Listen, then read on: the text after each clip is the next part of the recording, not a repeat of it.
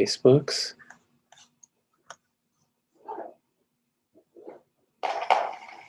Attention. For state and university regulation, masks are to be worn at all times inside the It's creepy. Also, please maintain at least 6 feet distance between yourself and Facebooks. Again, for state and university regulation, masks are to be worn at all times. Yes.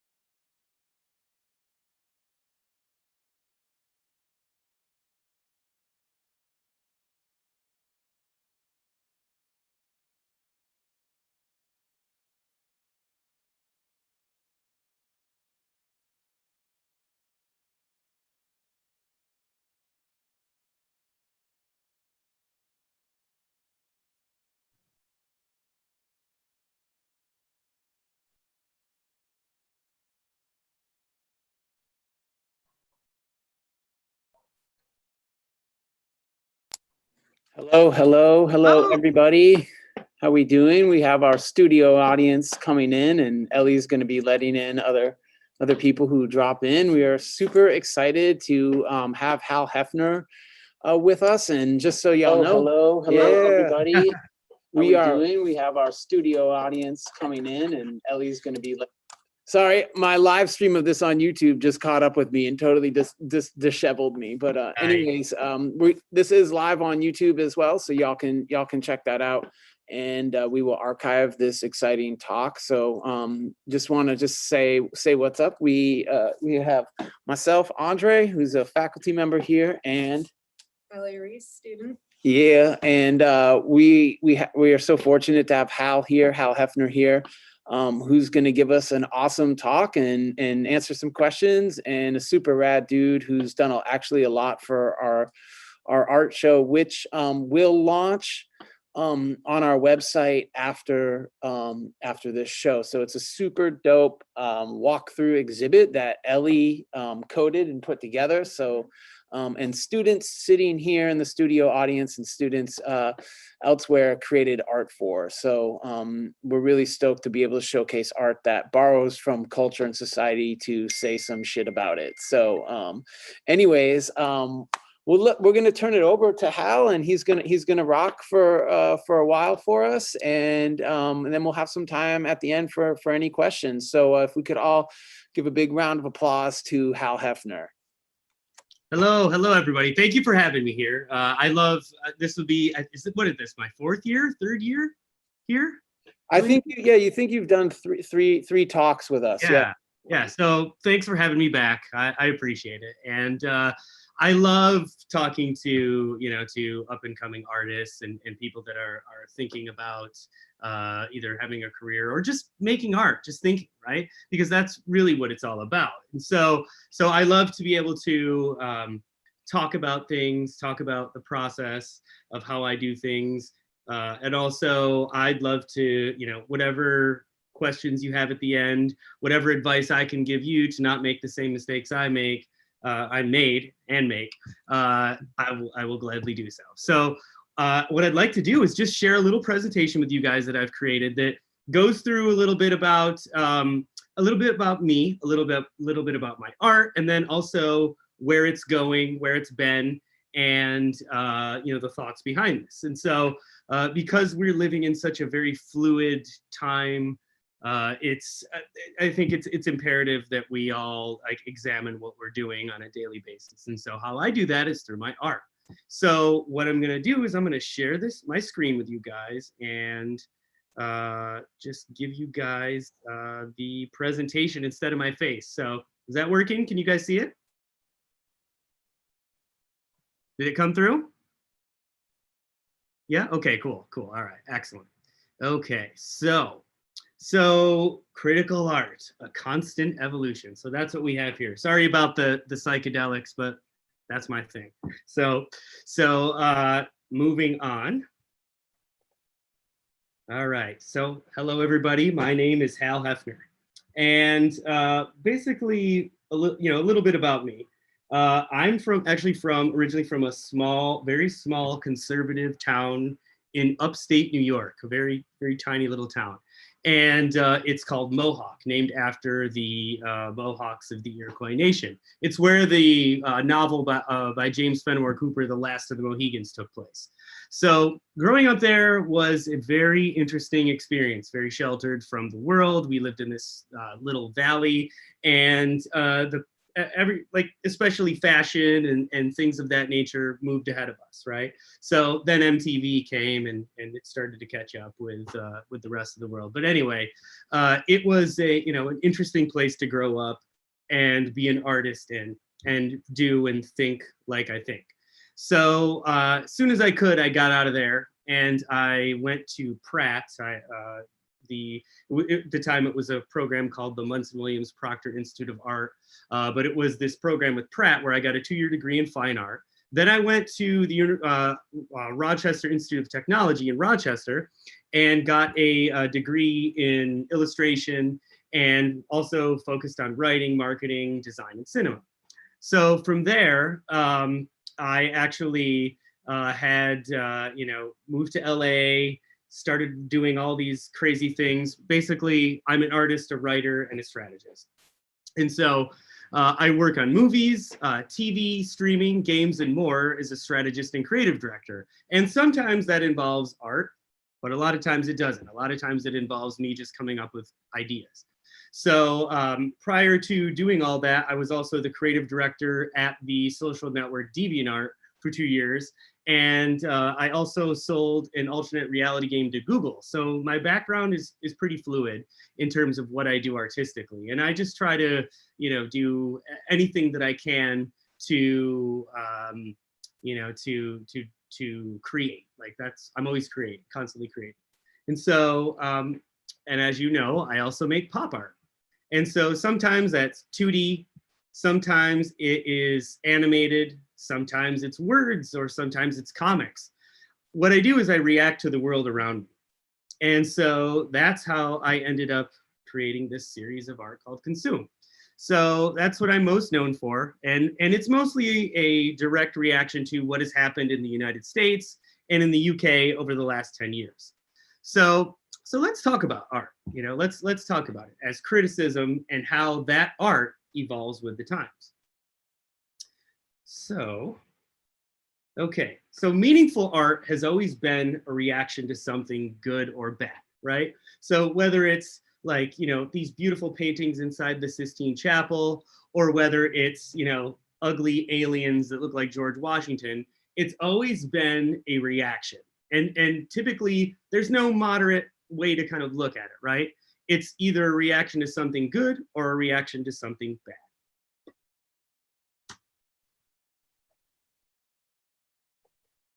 All right. And so critical art will always evoke a reaction or an emotion in somebody, your audience, basically. And that emotion is pretty much either one way or the other, positive or negative. And sometimes we do go for that negative reaction. That's what you're looking for. Sometimes it's the positive reaction. Sometimes you're going for a positive reaction and you get a negative reaction. Or you're going for a negative reaction and you get a positive.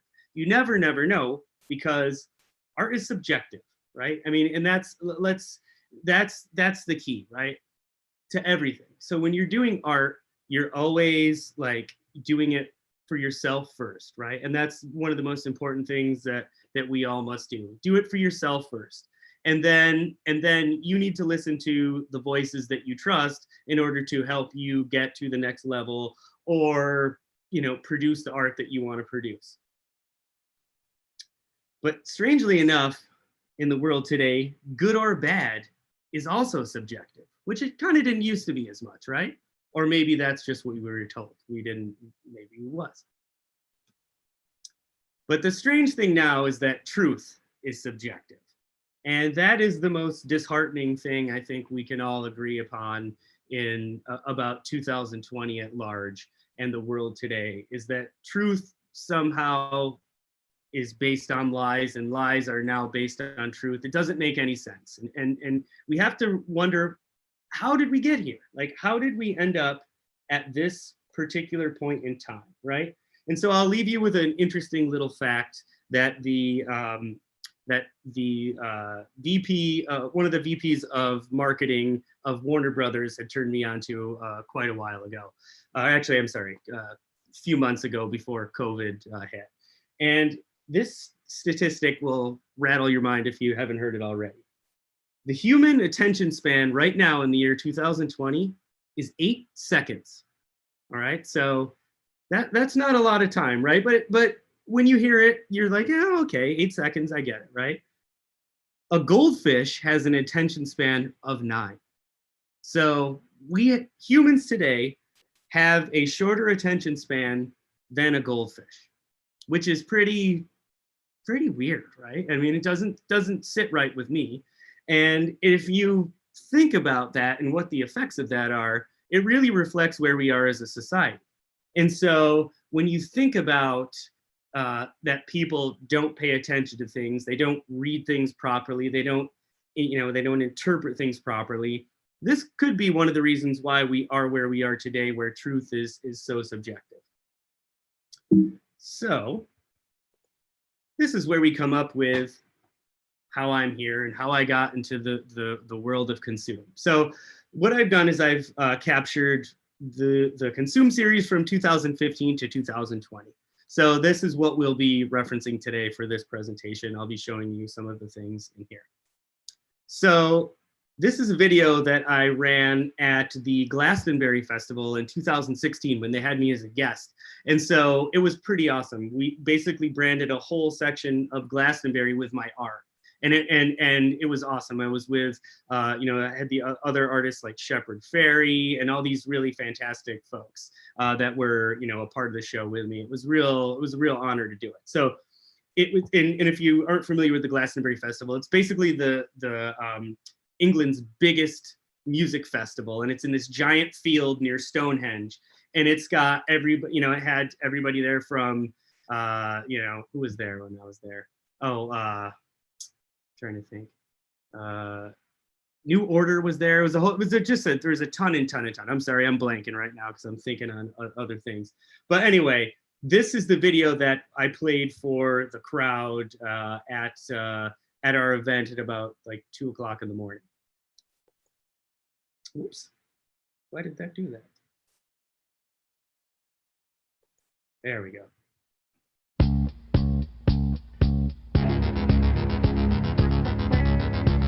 So this kind of sums up what my art is about.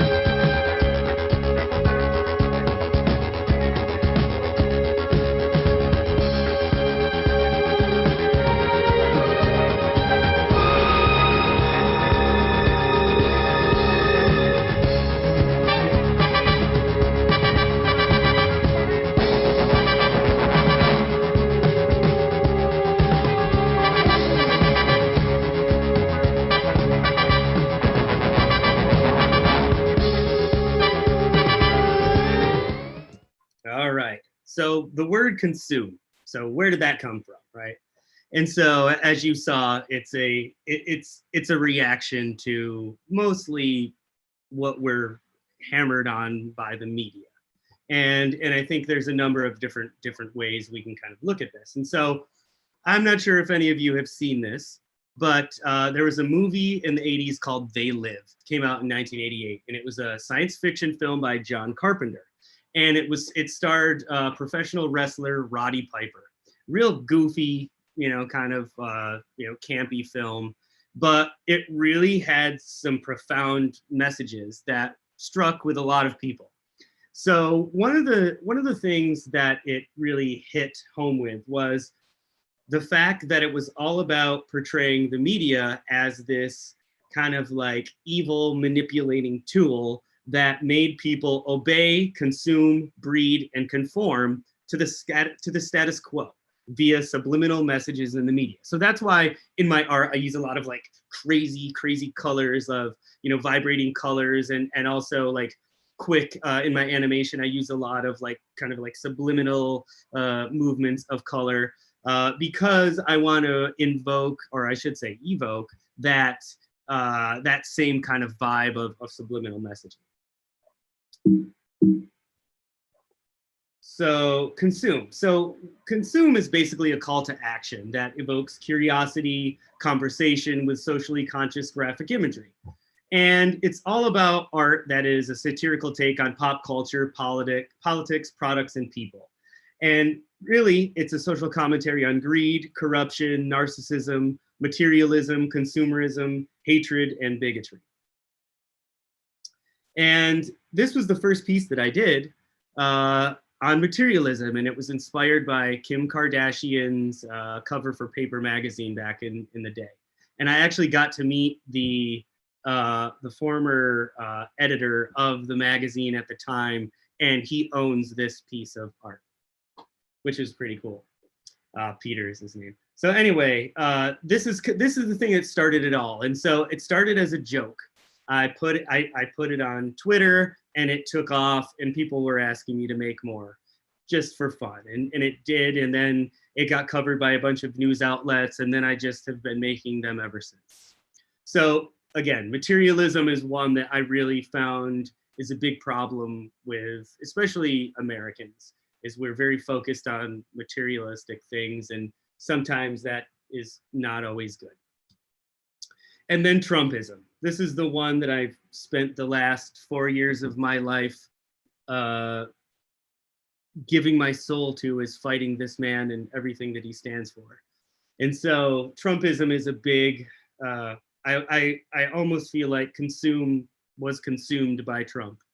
So this was a very poignant piece that also went all over the internet too. Politics with Hillary. Industrialism of food, like, fast food, and why people are eating such terrible things. Nationalism and propaganda, right? So, we were basically asked to go die for the economy this year, as the pandemic raged on. Our government was trying to get us force us back to work. So this is something that we can't take for granted in ignoring. Consumerism and toxic fandom. So we all consume, right? We all consume things we love. I'm a nerd. I consume toys and Star Wars and all sorts of nerdy things. And so, a lot of my art makes fun of myself too. I mean, it's all kind of like, a satirical take on my life as well. This one especially, because I've been a Star Wars fan since I was a kid. But I get it, and I understand.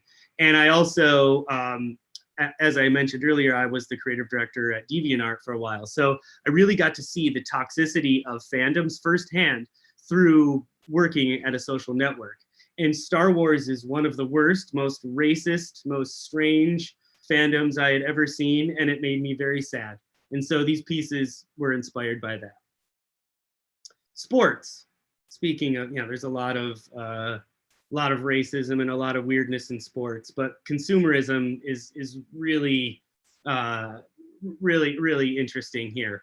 And one theorist I heard say something very, very poignant, that that as soon as sports comes back, which it kind of has already, you'll see QAnon die down a little bit, because a lot of the members of QAnon are bored sports fans. And I thought that was kind of funny. And then the music industry, right? The music industry is very toxic, very, like, if they want you to like a song, you're going to hear it on the radio 6 times an hour until you like it, right? So it's like, it's all these things that either corporate America or our government is jamming down our throats. And the music industry has always been a prime example of this. And now is, I think, probably, since Napster came along and wiped it out, it's been even worse. And then we have like pop media. That's what I call like, the TikTok stars and Instagram models and the Logan Pauls of the world. And then our news media. And so I particularly like to rip on Fox News for obvious reasons, since they deny reality. So, and I feel like Fox News is really one of the main reasons why we've seen a dumbing down of intellectualism in the culture of America right now. Then the technocrats like Elon Musk, like that are, more concerned with going to Mars than they are fixing the oceans and fixing the planet we live on. All because to play with little toys, to play with rockets. Colonialism, another interesting concept that I think is really kind of come into play more so in the last, the last 10 or 15 years, since we were really starting to look back at our past history and really wonder if these heroes are true heroes, like Christopher Columbus. And then conspiracy theories. So the anti-vaxxers are really afraid of Bill Gates injecting, tracking devices in them when they cease to, grasp that they have a tracking device called a phone that already does everything and more that, some kind of weird conspiracy theory could do. And then pedophilia. I don't know if you guys remember him. He's pretty gone, but this is the guy from the Subway commercials, Jared, who lost a bunch of weight eating $5 footlongs, but also had a particularly liking for young teenage girls that ended up getting him thrown into prison, where he deserves to be. Rapists like Bill Cosby. Police brutality. So this one is one of my more recent ones, and this one is one of my most popular ones I've ever done. And I also started playing around with the new style here too, because if you notice, like my most common style is a very basic color system, which uses reds and blues to make colors vibrate off of each other. But I got a little bored with that, so I started playing around with some other things right here. Con men like Alex Jones. Systemic racism. That, like I was mentioning, like sports, like the fact that that the Washington Redskins had a logo that was, and a team name of Redskins, and people were actually debating if it was racist or not for all those years, speaks loudly to the systemic racism in the NFL and the good old boys that run it. Con women like Tommy Lauren. Phonies like Dr. Phil. Because is Dr. Phil even really a doctor? Dictators, like our buddy Putin. Techno-fascists, like Mark Zuckerberg, who just, wow. I mean, I could go on about Facebook for a long time, but really, if you think about the spread of lies and the spread of just hatred, you can really look to Facebook and Twitter specifically as where these problems lie. But there aren't any easy solutions, and that's, I think, for everybody. I think we're all dealing with this. So, in speaking of easy solutions, when does the art that you're making become the exact thing it was critical of? So I'm kind of ripping on things and people and consumerism and stuff like that. But because people are asking me to make shirts, I start making shirts, right? So then what does that make me? I become what I was mocking in my art. And then it got a little weirder. And I know I kind of mentioned QAnon a little bit earlier, but I have a real problem with them for a number of reasons, but I also have a deeply rooted philosophical problem with them for who they are, but also for what they've done with my art.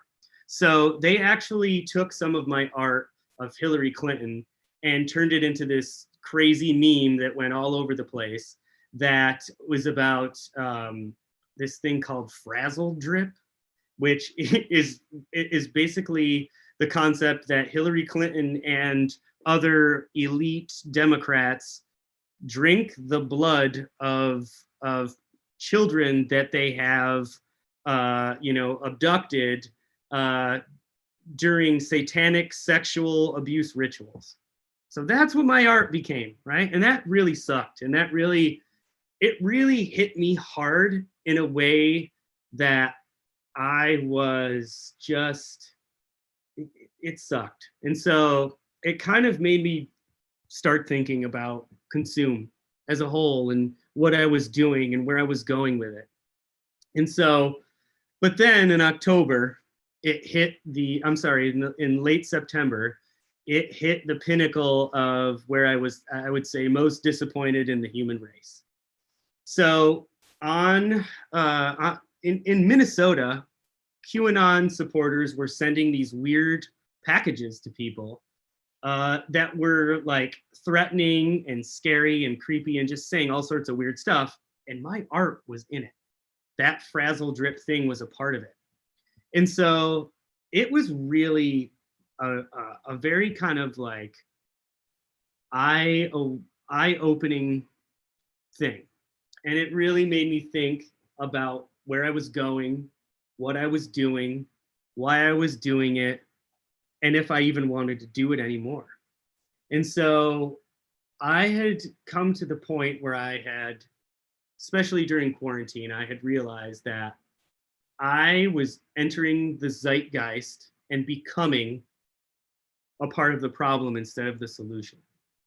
And so what I've spent the last 6 months of quarantine doing is thinking about different things. Because when you make art like this, it's sometimes very challenging. It's very, very difficult because you constantly have to have the motivation to look at and analyze the things that you don't like, right?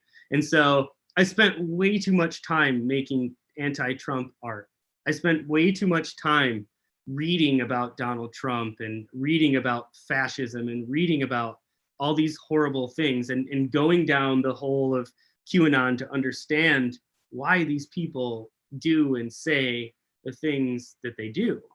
And the only conclusion that I can come up with is that ignorance, hatred, lies, and propaganda, everything that I was talking about in my art originally, have won.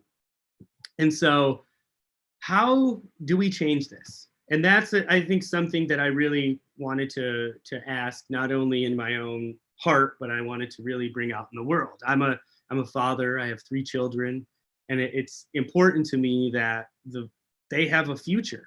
And it was never more bleak in my entire life than what we all went through with this pandemic. And as you are all suffering in ways that I can't even understand, trying to go to school, like my heart goes out to you guys. Like and also I commend you for doing it and learning and being dedicated to your education, because it's so important. It's so important to critical thinking, getting educated and learning about the world. You can't do that on YouTube. You can't do that by staying in the same place your whole life. Humans are nomadic by nature, and we go and move and we learn when we move. And because we've become so rooted in these small towns and rooted in our behavior, we've lost a lot of that. And I think this is a lot of this stuff we're seeing is a direct result of this. So when I think about this, I've been reading a lot of interesting philosophers and a lot of people that are thinking about the future. Like what is the future, and where's the human race going? Where are we going, right? And the only thing that's constant about our future is change, right? Change is always happening. You can't avoid it. When you resist change, you often lose, right? You often get left behind, which is a critique of, the far right movement, you could say, and a lot of conservative thinking, because like, if you're unwilling to evolve towards the times, then you're going to be the one that's that can't handle, new gender thoughts and things like that. Like this is what these people are fixated on, is because you've seen a person who is uncomfortable with their birth gender changing. And so they can't have that for some reason. It bothers them, right? And so it's like, this is what we're dealing with. And so I found this really fantastic quote by Alan Watts. I don't know if any of you know who Alan Watts is, but I encourage you to check Alan Watts out. He's a pretty cool dude with a lot of really good thoughts. The only way to make sense out of change, the only way to make sense out of change is to plunge into it and move with it and join the dance. And so I thought this was an interesting quote that really made sense for my life. And also I think for you all who are, in school right now, your life is changing too. So the thing that I saw the most out of my own art and out of the world in general is we're stuck in a rut. We're stuck in a rut of narratives that are all about what's negative, right? And my art is a lot about that too. Like yes, I'm making fun of the negative, but I'm still talking about the negative, right? And my creatures are negative and everything's kind of negative, but in a funny way. And that's fine for a little while, but where does this go? Like, right? Like, how can I take critical, my critical view of the world and project it so that it's more positive, right? And so the thing that I've noticed is the human race greatly needs new narratives that advance beyond the apocalypse as our final destination, right? So in the past, I'm not sure like how familiar you all are with science fiction genres, but I'm sure you've heard of the term cyberpunk, right? So the phrase cyberpunk kind of came along in the 80s and 90s and was a term to describe this kind of like, dystopian, technologically, advanced future where we were all connected. We were all like, people were kind of half human, half cyborgs. It was, a Blade Runner and the Matrix and everything was cool, right? And so now in a way we're kind of living in this cyberpunk dystopia, and it's not nearly as cool as movies and books made it out to be. So what is next, right? So where are we going, and how can we bring about new narratives that make people think, right? That in a different way than we did years ago or even last year, because what worked then is not necessarily working now. So solar punk. So this is where I've landed in this strange little world. Solar punk, right? What is solar punk? Well, solar punk is rising from the ashes of dystopian sci-fi. Solar punk is a new untapped genre about a sustainable future, basically. It's also about a budding social movement around climate change, activation, community, equality, and future thinking technology. So this is a test animation that I did for this new project that I'm working on that I'm going to share with you guys today. There's no sound. It's just, I just tested this like piece of organic plant-based technology that is morphing in the ocean as a character looks on.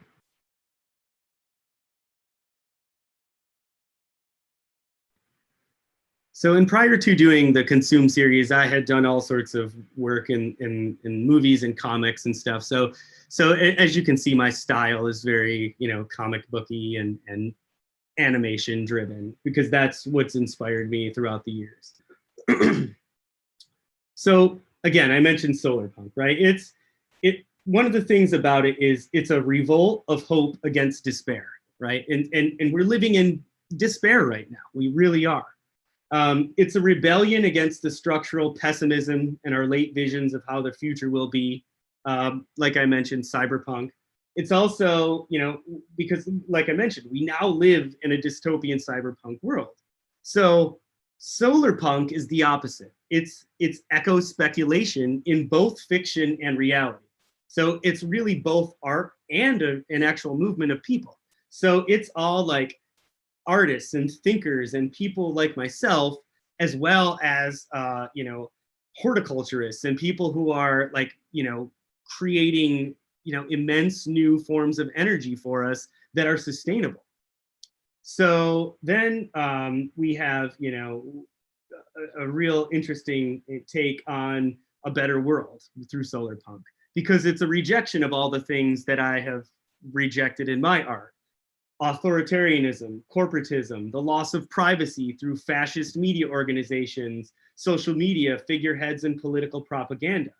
It's basically practical utopianism. And so it's about using decentralized forms of eco-technology. It's about, as well as like automating away all of the terrible jobs that are dangerous, dirty, kill us, like, coal mining and things like that. Like, why the hell are we still mining coal? Like, what the hell? Think about it. So like a solar punk culture will strive to dissolve, every form of social hierarchy and domination, whether it's based on class, race, gender, sexuality, ability, or species. And so it's all about breaking down all the crap that's hurting us now. And it's rooted in the legacy of such, kind of like liberal movements as anti-authoritarianism, socialism, feminism, racial justice, queer and trans liberation, disability struggles, animal liberation, and digital freedom, which is, as you can tell, is very important. So with this, right, it really aligns with everything that I've been doing for the past 5 years. Only the switch has been flipped to a different way. And so when I look at this, whoops, sorry about that. Let me do this again. So critical art in narrative form, right? How does that look, right? Because with critical art, it's right there in your face, bam, right? You can't get away from it. It's right there. So when you're thinking about how critical art would evolve into a narrative form, well, this is what I've been exploring. And so what I've come up with is a project called The Serpent Seed. And so what I'm working on right now is an episodic sci-fi drama epic. Boy, that's a lot of words. In digital novel format. And so it's going to be comprised of multiple forms of media as well.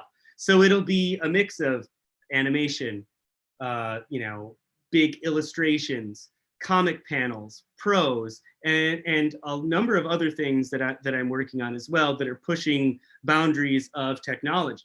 And so the concept is it's set in upstate New York in the near future. The Serpent Seed is basically a coming of age story. So I'm going to be critical of the world through a coming of age story that has a positive message. It's so using a solar punk lens with kind of like the emotional connection of like 80s sci-fi supernatural classic films. The Serpent Seed's focusing on humanity's impending crossroads and of its greatest fears and hopeful triumphs. And this is where we are right now. We are literally at the most critical crossroad of our existence, right? I mean, since we've been alive, maybe not our grandparents or whatever, that have lived through World War II and stuff like that, but in our lives, living through this pandemic and also living through some of the things we've had to endure politically over the last 4 years is just, it's really going to shape our future big time. And so, as I mentioned, as a father and as an artist, the most important thing is that my children have a future to live the way they want and be the way they want without somebody telling them that they can't. And I want that for you all too. So The Serpent Seed is really, at its core, is about a teenage girl who communicates with plants, inherits her murdered father's technology. That's like a controversial artificial intelligence company that she must protect from a cabal of technocrats that covet it as a weapon of mass destruction. So basically, it's about the death of cyberpunk, the death of corporatism, the death of all these horrible things that we're struggling against, and then the birth of a new future of what we can be. And so this Serpent Seed is actually this tale. So here's some of the art from it. So here's like plant-based organic technology. And these little green things, these little glowing green things, they actually clean the air. And so they're plant-based organisms that are, that will go up into the air, suck in bad air, pump out clean air. And then they'll die, and then they go back into the earth and replenish the soil. So they have an interesting, kind of system of regeneration and, giving back. It's very sustainable and very, but also very weird, which is my thing too. So here's some more, art from it as well. This is the facility where the technology is made. There's some of the, the technology itself. And so speaking of the technology, here is a video of a demo of some of the technology. And what this is this is a little, basically this thing that he has on his wrist, this little green thing, is a piece of that organic technology that actually grows into a device that is used not only to communicate with, but to monitor our health. And if we're in distress, it'll let us know. And basically it's our, it's our lifeblood. This will keep you alive. So if you're sick, it'll inject, something in you to make you feel better, stuff like that. So check this out.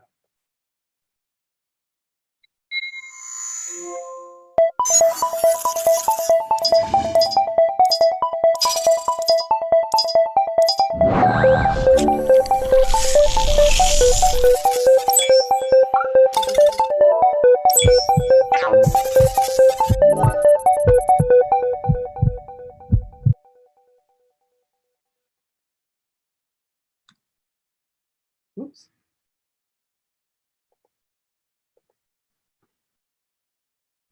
All right. All right. So here's some more technology, right? So I didn't let Consume die, right? Consume is still here, and I've actually gone meta with it, and this is kind of, fun.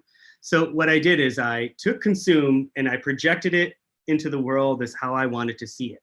And so what Consume is it is a fashion brand in this universe, in this Serpent Seed universe, that has technology embedded into it, so that when you're wearing this technology in your clothes, people can't take pictures of you, they can't take videos of you, cameras can't be surveilling you, and your information cannot be sold to marketers or to the police or to whoever wants it. So I've taken Consume and turned it into something positive in this world. So here's some more of the characters from this kind of like this solar punk world. This is what they look like. And there's Consume again. This is the little hidden factory that produces the fashion that I mentioned. But like I mentioned, things aren't all great, right? Because as things change, there will be those who won't embrace it, who will fight against it. So in the future, we're definitely dealing with some climate crisis that is unavoidable.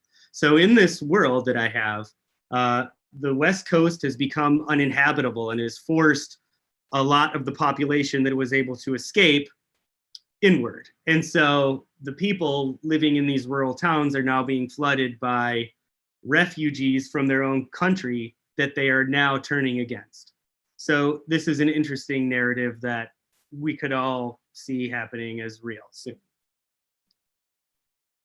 And so also, I mentioned these technocrats, right? So what if there were other factions of the human race that believed that the only way to evolve was through genetic evolution? And so what I've created here is the ultimate villain disguised as help.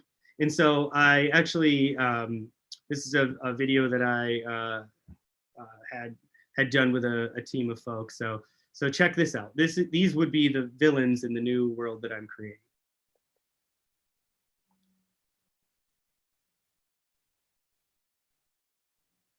Since the dawn of the human race, Our evolution has given us a remarkable ability to direct the outcome of our lives. The strides we've made in quality of life have led to a healthier, happier, and more meaningful existence. But no matter how far we've come, we all know the current state of affairs. Human suffering remains widespread across the planet. Evolution alone will not cure the world of poverty, disease, and war. The flaws of natural selection have led to a deficient human condition. This brings up an important question. Is evolution really beyond our control? What if evolution was a sacred gift? What if it is our moral duty to rewrite the code of our genetic future? Introducing congenement, controlled genetic management, a biotech company, a spiritual path, and a community. It is our mission to build the best version of you, complete the ascension of the body, mind, and soul. Become faster, stronger, healthier, smarter. Learn to abandon your ego and connect with divinity. Our communities are expanding rapidly, with new branches established across the globe. You will find our message in your cities, your schools, your hospitals, and your homes. Congenement. Truth, knowledge, evolution.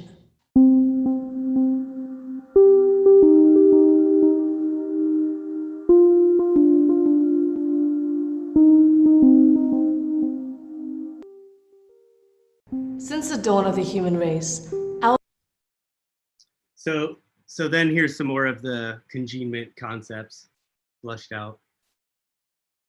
So what this all boils down to is where I'm going with this. And what I want is I want a better future. And so through critical art of a different kind, I'm going to get that.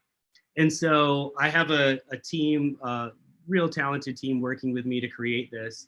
And so I have since, I would say probably April, I've produced like 60 new pieces of art relative to some of the pieces that you just saw. Character designs, landscapes, concepts, and all sorts of animation and things that I'm using for this. And so the plan is to release a digital, basically like I mentioned, like a digital, basically like a digital book is the easiest thing I can kind of call it. It'll be an app.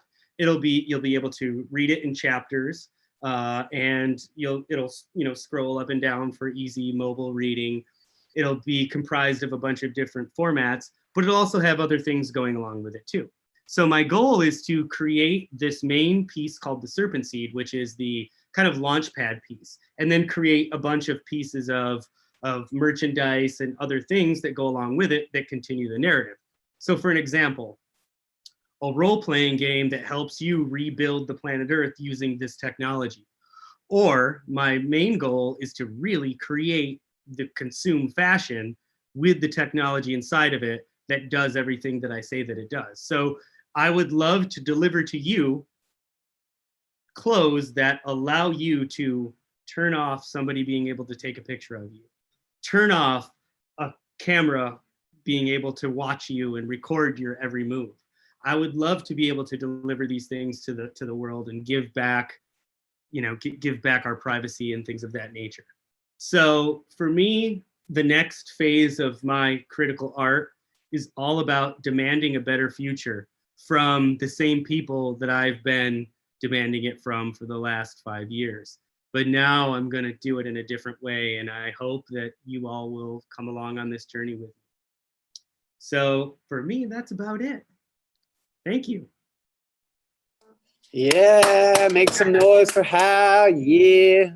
Dude, that's so dope, man. I mean, it's so cool to see that evolution in the solar punk shit. Looks like mad fucking cool. So that's Thank you, dude. major respect for not just making consume forever, but making it into like a whole nother thing. So Yeah. I think basically what we want to do is just open up the floor to some of the people in the house. If they have any questions they would like to ask, they can, y'all, we can unmute you and you can ask Hal some stuff, because I can tell y'all are peaked about this. So who would like to ask a question? Anybody in our studio audience? Because I have about 15 or 20. Don't Nice. make me ask the questions. Anybody? Don't be afraid. How many are there? Oh yeah, we got a good number of people. I know someone has a question. Should I ask a question first? Oh, they can't. Yeah, who wants to unmute? Oscar. Oscar. All right, we will get Awesome. Oscar. Do the hand raising thing if you can. What's up, Oscar?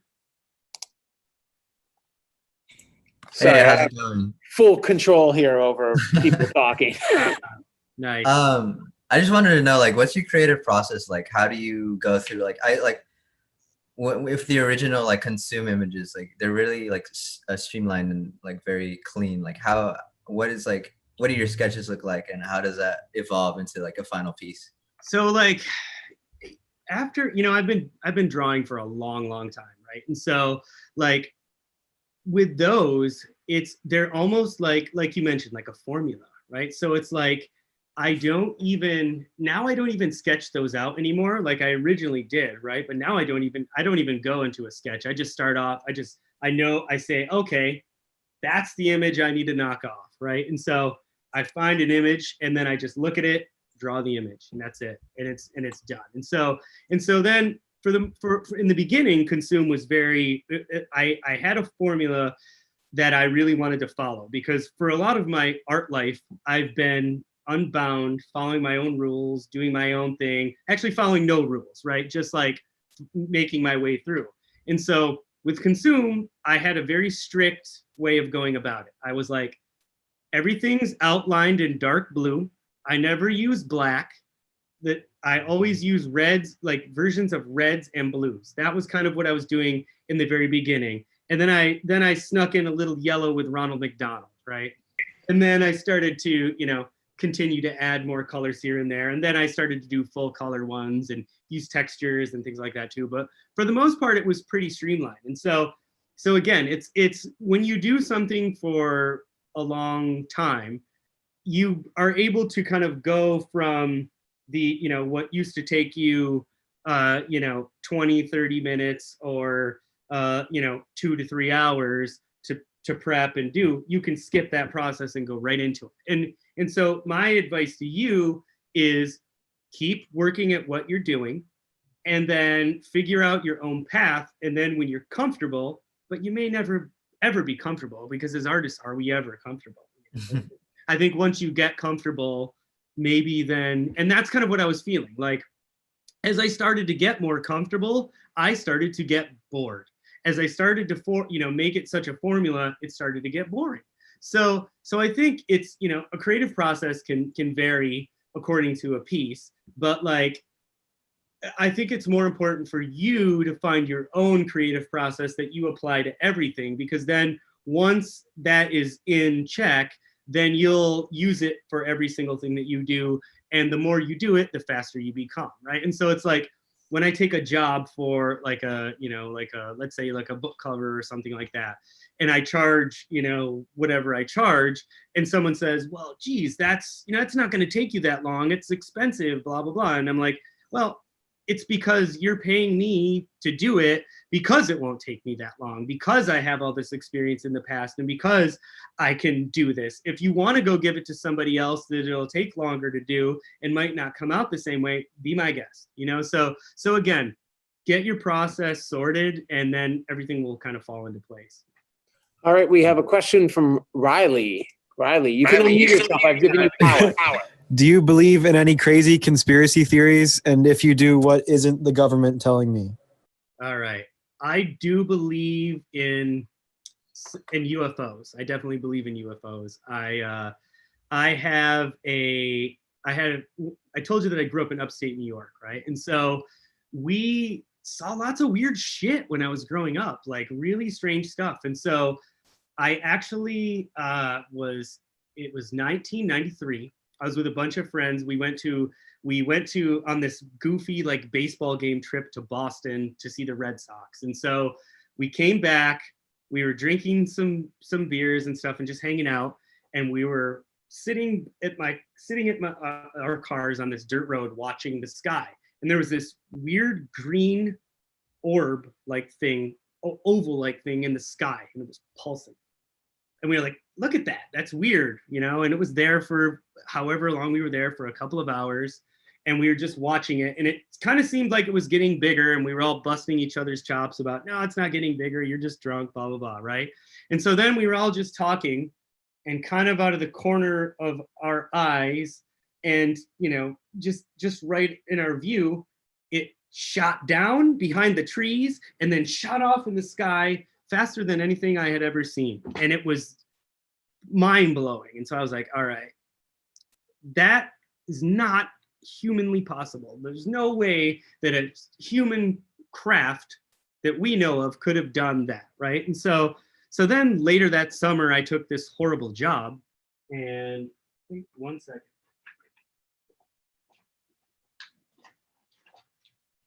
And hopefully I can't get in trouble for this anymore, but there was a recycling plant that I worked at for like this, you know, just like this really crappy day job that while I was in college. And I found all this stuff, all these files that were declassified by the United States government about UFOs in the 60s, in the 50s. So I have right here proof that the United States government followed UFOs across the country. So I do believe in some shit, and this is the one I believe in the most. And they're not telling us anything about that. But you know, Alex Jones, people like that, no, I don't go down that road.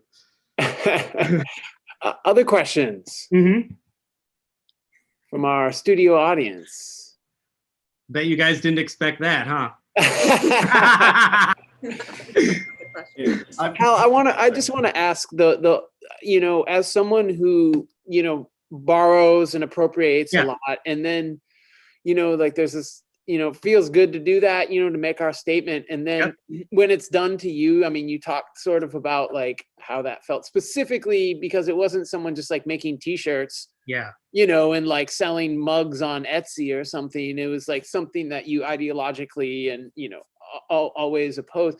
Did you do anything about that? Did you like legally, like, because that's not fair use, that's not critique, that's just straight up like. Yeah, and really I couldn't, because it was a meme, right? And because QAnon is this like weird organization of idiots, like there was no one really for me to go after. So, but speaking of Alex Jones used that same piece of Hillary Clinton art, and I got into a fight with that, whatever, Thomas Watson, the dude with all the names from England. I got into a big fight with him on Twitter, and then I had to send, Alex wouldn't take it down, so I had to send them a cease and desist letter. So that was pretty much the only, and then I've had, you know, like you were mentioning, people try to steal it for other things and stuff like that. And I kind of don't even give a shit about that anymore. You know what I mean? Because it's always crap done in a crappy way, and people know I know my stuff. So if you want to buy somebody else's shit with my art on it, that's fine. But yeah, like what you were saying, the stuff that hurts the heart is that ideological thing, you know, that really, that it just sucks when it was turned into that. It sucked, you know. Well, it's so different than using like something that you make that maybe necessarily isn't art, you know, and I don't know, like it's just they didn't do anything to it, like they didn't like create anything out of it, they just exploited it, and it's just a real, I mean, I holy shit, man, you know. And so it's interesting how that kind of sent you to this other path, you know, or stronger down the other path. And because I was kind of going down it anyway, you know what I mean? I've been toiling with this solar punk idea for like the last, like, I would say like 2 to 3 years. It's kind of been really growing. And at the same time, you know, dealing with people like Alex Jones, and then, you know, as like, you know, Riley had mentioned, it's like conspiracy theories, right? Like I found that they were all coming to me because they were like, oh, this dude believes in this and this. It's like, no, I'm mocking that. Like, I'm not fucking anti-vaxxer. I'm saying you anti-vaxxers are idiots, you know? Like the flat earthers, I got a lot of flat earthers a while ago. I don't know why, but like maybe about two years ago, it was an influx of flat earthers. And so it's interesting, some of the people that have picked up my art and ran with it. Like, what the hell is her name? Carrie Cassidy. I don't know if you guys know who she is, but she's a right-wing conspiracy theorist. Ran this thing called Project Camelot, which was pretty big in the early 2000s. And so she had kind of glommed onto this, and I was just like, no, that's not what I'm saying. No.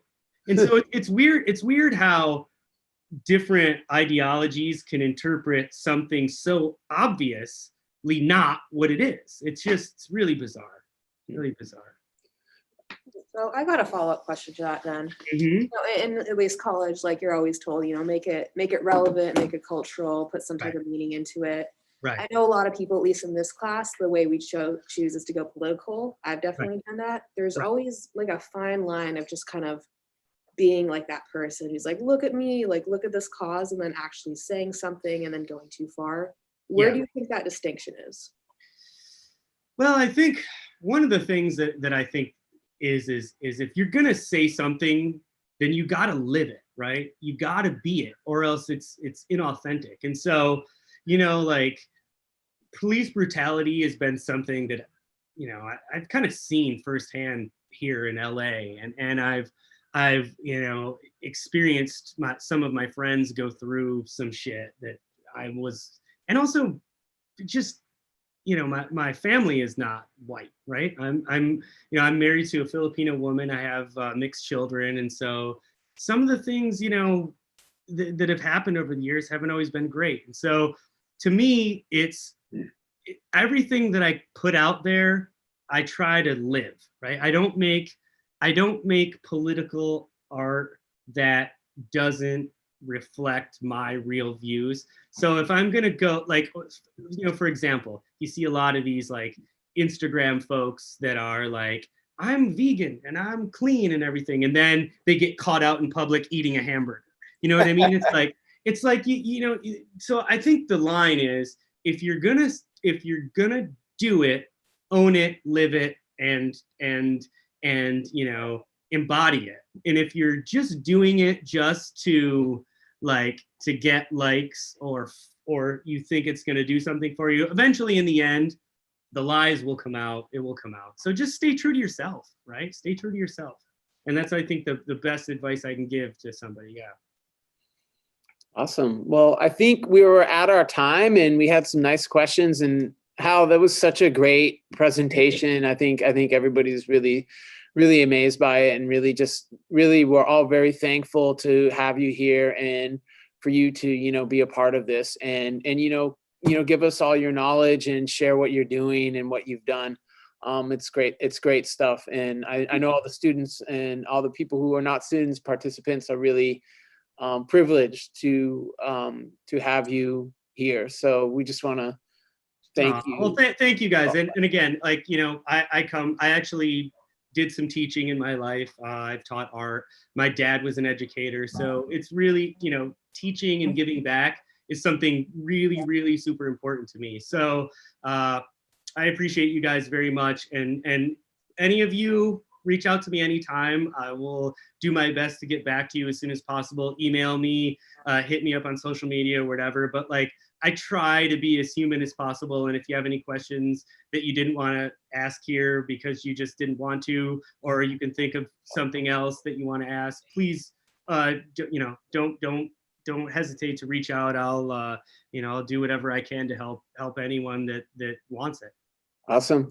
Just so everybody knows, you can go right now in the chat. We posted a link to go to the virtual gallery for this year's art show. So go check it out, go walk through, have fun. Please share the link as much as possible. And we're just trying to get people to see all the great art that students made. We have a couple of Hal's pieces in there. Awesome. A couple of Ellie's pieces, couple Your pieces. Yeah, piece- like 3.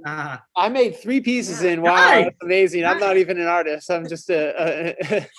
Also custom soundtrack. Oh yeah, yeah. Yeah, that's right. Beat by Andre, beats by Dre. Yeah, But anyways, yeah, go enjoy that. And thank you to everybody who showed up today. How much love, my brother. Thank you so You much. too, man. Thank you And, guys. Take care. Yeah, everybody take care and enjoy Lana? the show. Ellie? Hi. Oh, it's Ellie's grandma. Oh, it is? Yeah, Ellie's Uh-oh, I'm grandma. Hi, Ellie's grandma. I'm sorry I said bad words. You didn't. It was wonderful, very enlightening, very informative. Aw. And I'm all with you on your quest. I think that you are on the right road. Aw, thank you. I just wish more people will understand more what you are aiming toward, because that is you. the right way. Aw, thank you so much. That means a lot to me. And your granddaughter is amazing. She's a great artist and a great person. And I agree. you did a I good agree. job. Props to Margaret. Nice meeting you. Thanks, professor at UCLA, guys. She knows what she's talking about. Oh, wow. Incredible. Oh, All thank the you. best. All the best to you. I love it. Ellie's grandma in the house. Yay. So amazing. All right, everybody, go check out the show. We'll catch you on the flip. Excellent. You. Bye.